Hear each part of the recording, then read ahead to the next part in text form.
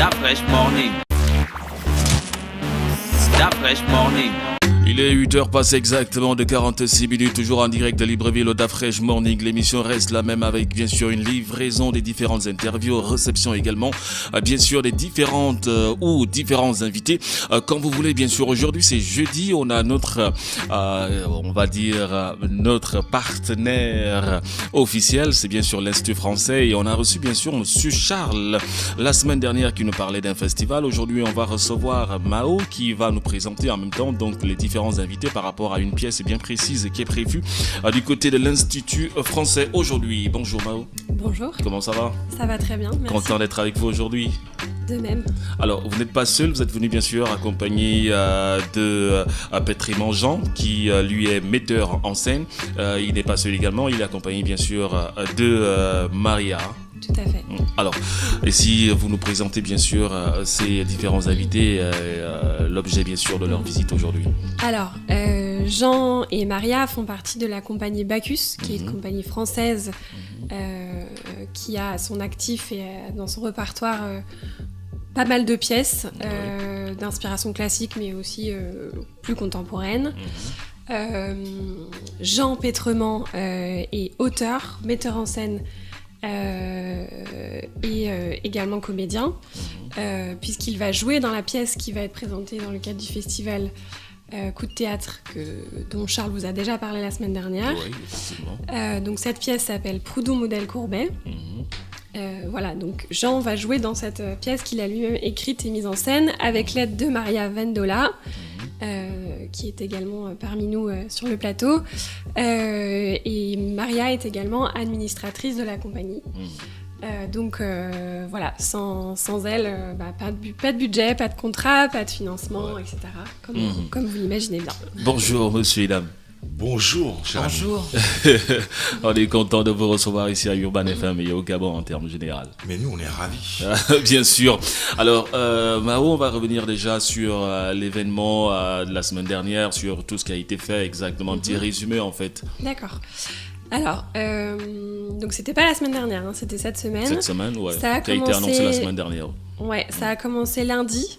Lundi, on a eu la présence sur le plateau donc, de l'Institut français, du Théâtre national du Gabon, avec une pièce intitulée L'Arc de la paix. Oui. Ensuite, donc mardi, on a eu l'atelier Eyeno, chapeauté par Michel Ndao, sur notre scène, avec une pièce intitulée Barça ou la mort. Donc qui traite du sujet un peu épineux de l'immigration et de la recherche de l'Eldorado européen.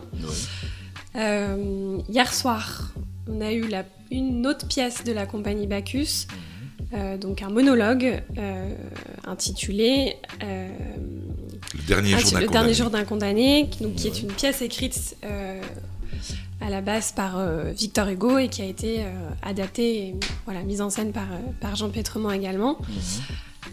Et ce soir, donc jeudi 11 avril, nous recevons sur notre scène la compagnie gabonaise Les Renaissants, avec là aussi une réinterprétation de la pièce du chef de file du théâtre de l'absurde Samuel Beckett.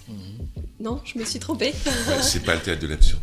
Alors je laisse Jean me corriger. Ok. Samuel Beckett. Ouais. Théâtre de la réalité absolue. Ok. D'accord, très bien. Mais classé Oui, chez les malheureusement absurdes. classé, Voilà. Mais oui, effectivement, tout à fait. chez les absurdes. Mon erreur, pardon. Non, Non, fais pas d'erreur. Non, c'est surtout pas une erreur D'accord. de votre part. Donc avec en scène seulement 2 comédiennes, donc voilà, je pense que ça va être une réinterprétation assez étonnante et un peu originale. Et donc la pièce qu'on vient vous présenter, Proudhon modèle Courbet, se tiendra sur notre scène à partir de 19h30 demain, vendredi 12 avril. Et là, je pense que je vais laisser la parole à Jean et Maria parce qu'ils sont les mieux placés pour nous expliquer bien détailler sûr cette pièce théâtrale, on va le rappeler, intitulée Proudhon modèle Courbet. Alors, et si on en parlait déjà? Eh ben pourquoi pas? Oui, de quoi s'agit-il exactement? Eh ben, on est en 1854, donc c'est pas d'hier, mais en fait on pourrait transposer ça aujourd'hui. Je pense que les problèmes n'ont pas changé. Le problème central de la pièce, c'est qu'est-ce qu'un artiste en face du pouvoir? Qu'est-ce qu'il fait? Il va aller dans le sens du pouvoir où il va réfléchir à être libre et donc s'attirer possiblement des ennuis.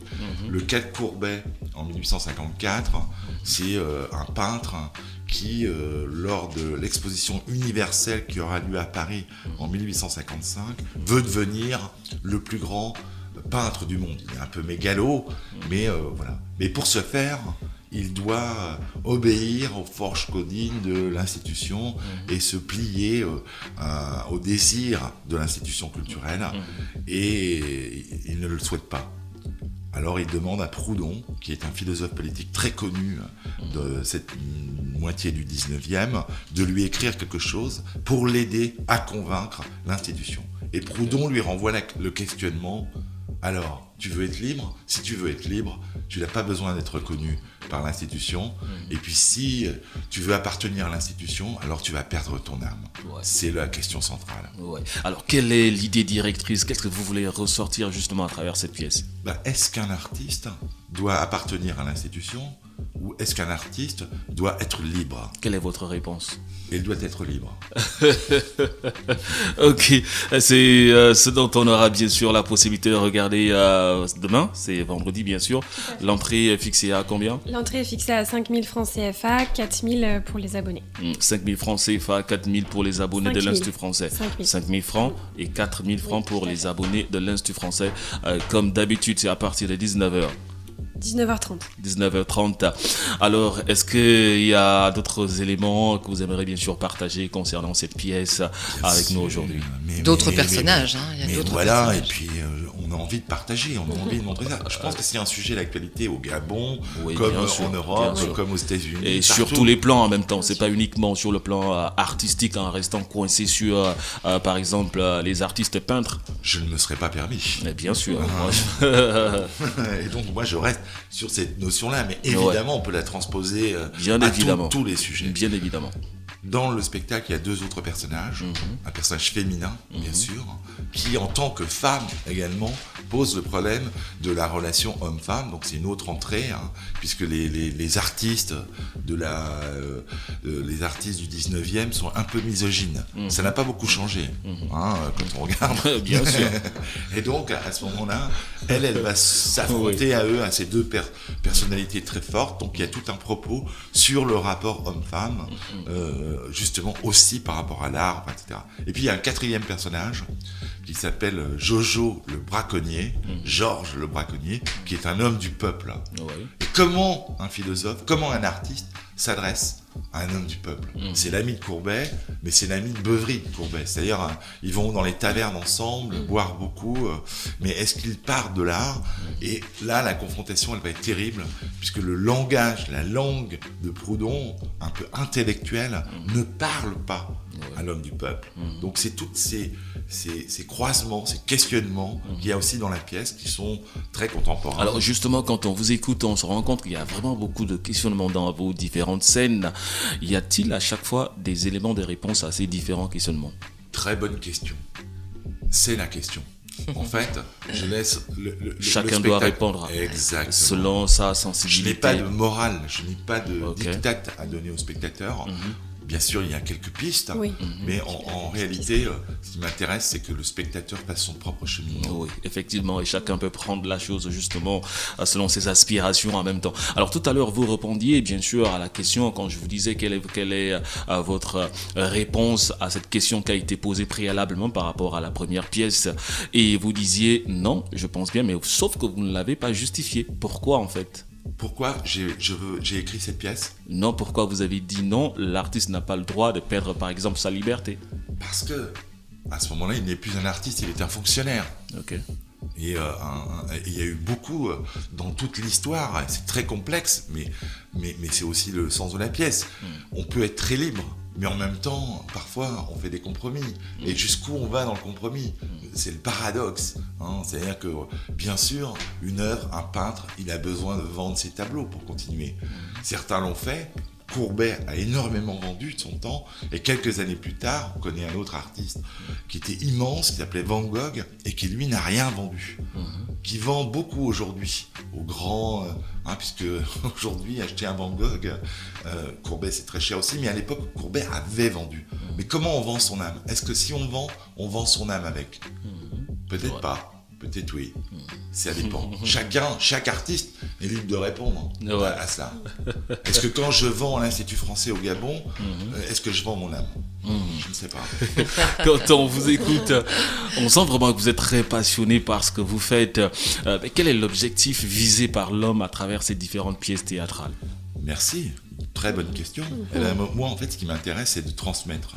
J'ai des choses, c'est pas d'avoir écrit, d'être reconnu, justement, je l'ai été, c'est bon, c'est passé. Ce qui m'intéresse aujourd'hui, c'est de transmettre à la jeunesse aussi. Donc, nous, en France, on fait un énorme travail dans le rapport avec les jeunes, sans concession. C'est-à-dire que cette pièce n'est pas facile d'abord, mais en fait, on s'est aperçu qu'elle parlait beaucoup aussi à la jeunesse, aux jeunes qui ont besoin de sens et qui se disent « moi aussi j'ai des choses à dire, comment je les dis, pourquoi je les dis et qu'est-ce que j'en fais dans le rapport au pouvoir, à la société, etc. » Et c'est des questions fondamentales que peuvent poser le théâtre. Et pour moi le théâtre sert à ça, c'est un des derniers endroits de liberté individuelle.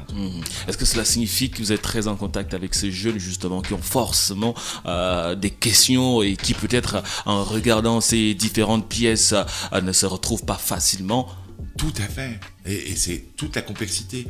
Aujourd'hui, le théâtre, finalement, c'est très complexe. Oui. La convention théâtrale est finalement complexe, puisqu'en fait, on donne les informations énormément aujourd'hui dans un rapport direct, sans filtre. Or, le théâtre, c'est ce problème du filtre, c'est-à-dire le libre arbitre que l'on a quand on regarde. C'est quoi? La convention théâtrale, c'est je sais que c'est faux, mais j'accepte que ce soit vrai. Et après, je fais un rapport de translation paradoxal entre cet accord que j'ai donné, moi, en tant que spectateur, je suis acteur en tant que spectateur, et puis ce que je vois. Et là, on a un espace de liberté. Effectivement. Alors, pour le cas du Gabon, est-ce qu'on aura la possibilité d'avoir cette interactivité entre ces messieurs et ceux qui vont effectuer le déplacement? Alors, on a déjà vu que cette pièce parlait énormément, les deux pièces proposées par la compagnie Bacchus parlent énormément aux jeunes, et voire aux très jeunes, puisque nous revenons, donc hier nous sommes revenus de Port-Gentil, où toute la compagnie et moi-même, nous étions rendus pour donner 2 représentations, une première au lycée Victor Hugo, une seconde dans le centre culturel financé par Total.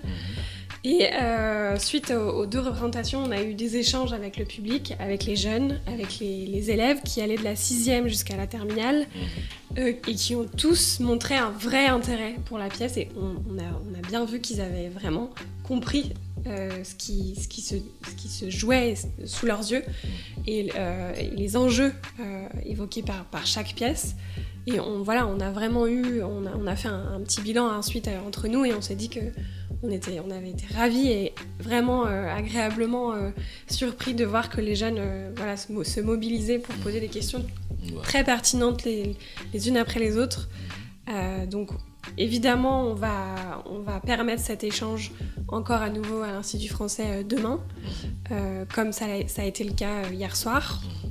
Et tous ceux qui souhaitent poser des questions sont évidemment les bienvenus. Ce sera vraiment quelque chose de très bénéfique, à la fois pour la compagnie, pour nous en tant que structure d'accueil, et puis pour le public qui pourra être en contact direct avec ceux qui ont bâti cette pièce.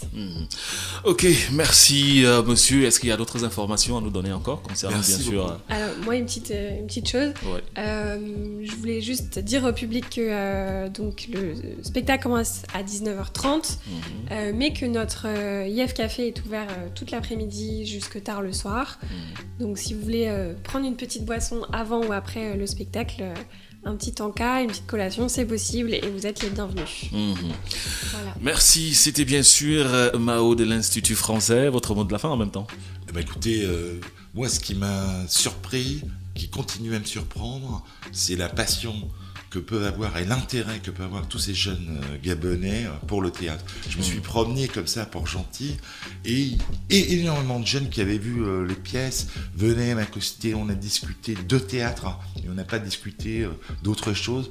On a discuté de ce qu'ils vivaient, de quel sens ça avait pour eux d'assister au théâtre. Et il y avait plein de jeunes pour qui c'était la première fois qu'ils assistaient à un spectacle de théâtre. Et j'étais tout à fait ravi de cela. Et donc, je suis très content de ce voyage au Gabon. Merci de votre accueil. Et on se dit donc à demain, 19h30, à l'Institut français. demain. Merci à vous. Merci. Restez toujours connectés sur les 104.5. C'était bien sûr la réception de nos différents invités de l'Institut français. On vous rappelle, le spectacle est prévu demain à partir de 19h30 pour la livraison de cette belle pièce théâtrale baptisée Proudhon modèle à Courbet. Merci à tous et on se dit donc à tout à l'heure. Stop Fresh Morning.